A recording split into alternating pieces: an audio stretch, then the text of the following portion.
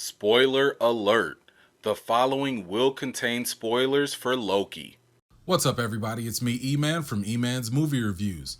After watching the first episode of Loki on Disney+, a lot of new concepts and ideas were introduced to us, including the TVA, the multiverse, and so much more. One of the biggest reveals was that the Infinity Stones have been rendered powerless.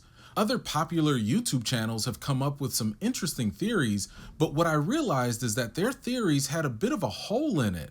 For example, we saw that the Infinity Stones don't work in the TVA, but I hadn't seen an explanation as to why the TVA aren't affected when they touch the stones on Earth.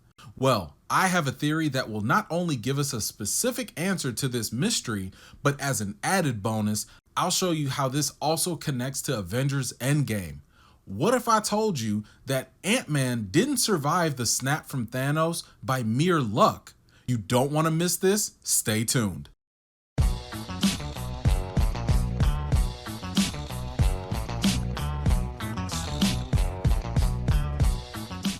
In the very first couple of minutes of the episode, we see Loki escaping the custody of the Avengers with the Tesseract in hand. The Time Variance Authority arrested him for his crimes against the sacred timeline. Before they head out, Hunter 15 picks up the Tesseract and takes it away. Now this is where we have to stop for a moment. How can this random TVA agent be able to pick up the Tesseract without any consequences? When we last saw Nick Fury try to pick it up with his gloves, it still burned his hand. The object also sent the Red Skull on a one-way trip to Vormir, and it even burned a hole through the floor of an airplane. So again, why is she immune to the effects of the Tesseract? If that wasn't odd enough, while in the TVA, we also see this guy Casey handling the Tesseract without any issues. Plus, the man had a whole desk full of Infinity Stones too. So how do we make sense of all this? How are these people able to handle the Infinity Stones, and why are the stones rendered powerless here? Well, according to the comics, the Infinity Stones only have power within the universe that they come from. So for instance, within a multiverse, the Infinity Stones from Universe 1 will not work in Universe 2, and vice versa. There was even a canon crossover comic where Darkseid had the Infinity Gauntlet in the DC universe, and it was powerless. However, we have to go by the rules that the MCU is establishing for itself. We have seen the Infinity Stones work in different dimensions before.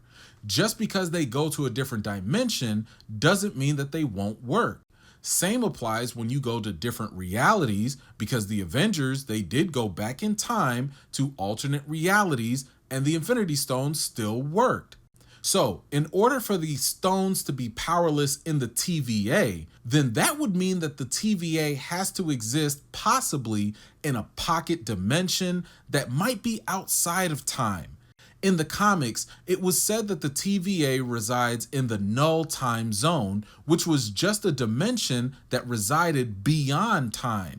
It's possible that the MCU will establish this dimension, but the MCU sometimes likes to mix and match and blend things up a little bit.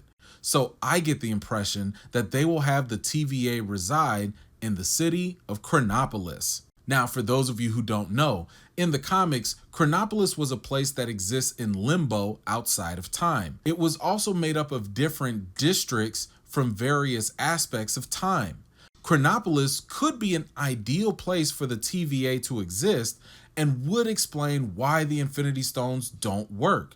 But of course, there's more to it.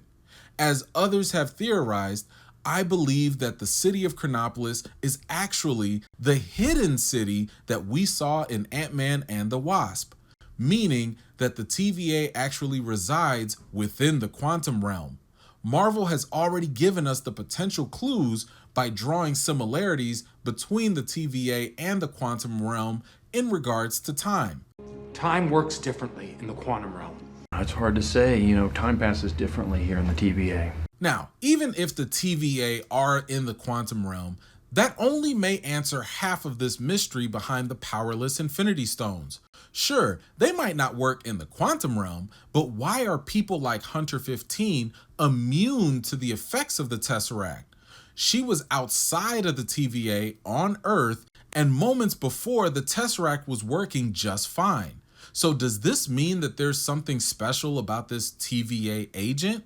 Maybe, but this is where we're gonna have to put on our theory caps to make sense of this. Let's take another look into the TVA employees. We know that some of them apparently have Infinity Stones being used as paperweights. But one curious thing that stood out was the fact that Casey didn't know what a fish was. He said that he lived his entire life behind a desk at the TVA. Well, in the comics, the TVA was created close to the end of time, meaning that they were created by a technologically advanced and possibly evolved group of people. The comics also tells us that the TVA agents were all clones. If these employees are all clones and all they know is the life within the TVA, then that would explain Casey's ignorance about fish.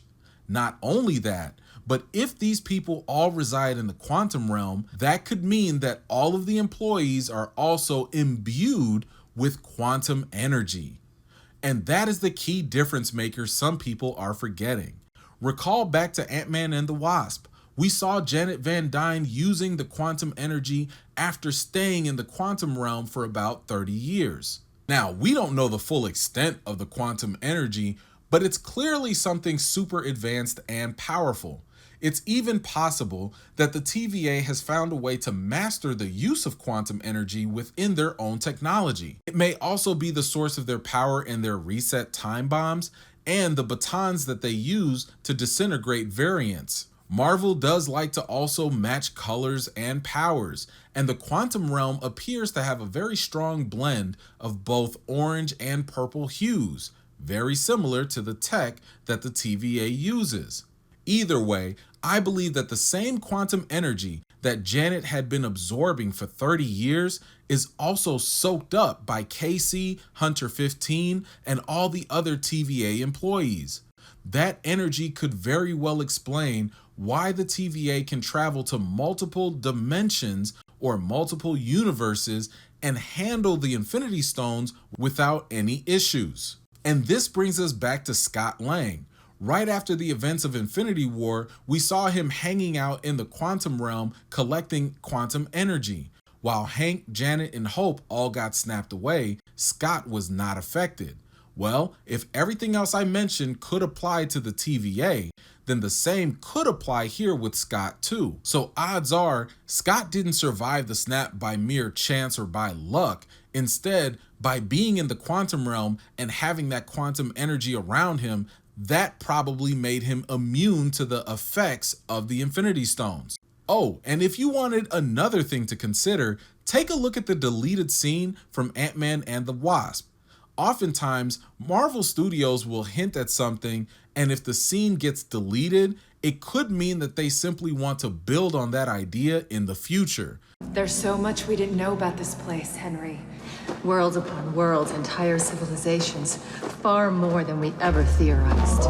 In that deleted scene with Janet, she was pretty much teasing the multiverse and civilizations existing in the quantum realm. But Marvel decided to scrap that scene and have Loki possibly introduce that concept instead. Anyway, that's it for my theory. What did you think about quantum energy being the reason why the TVA are immune to the Infinity Stones and possibly the reason why Scott Lang didn't get dusted? Let me know your thoughts in the comments down below. If you're new here and like what you see, hit the subscribe button and click that bell so you don't miss out the next time I drop a video. Before you go, you may want to check out my past Loki video. In it, I explained how Loki could still survive his death from Infinity War. I'm going to update this theory to fit a little bit more closely to the new information that we have from the Loki series, but I'm telling you right now, it's very possible that Marvel might use this theory by the end of the Loki series. Check out the video, let me know what you think. In the meantime, I've got more videos and reviews to do for you all, and until next time, I'll see you all later.